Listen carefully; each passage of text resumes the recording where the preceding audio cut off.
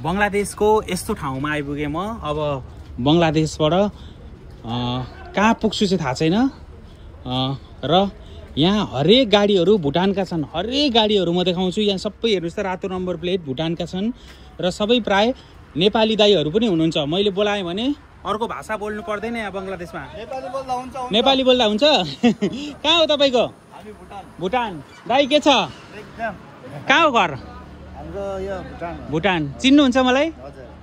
यहाँ चाहिँ मलाई नेपालमा भन्दा धेरै चिन्नु हुँदो रहेछ। ल खुसी लाग्यो। के लिएर जानुभएको थियो? ढुङ्गा लिएर है। अहिले भुटान हिँड्नुभएको? ए अब कति टाइममा पुग्नुहुन्छ भुटान? यहाँबाट तपाईँको 3 घन्टा लाग्छ। एकदम सरासरी हिँड्यो भने। ल यहाँ दाइ सब नेपाली हो? हामी यो ड्राइभर भुटान गाडी जति चलाउँछ सबै नेपाली। कति गाडी यदि आउँछ दिनमा? 400 350 यस्तो आउँछ है।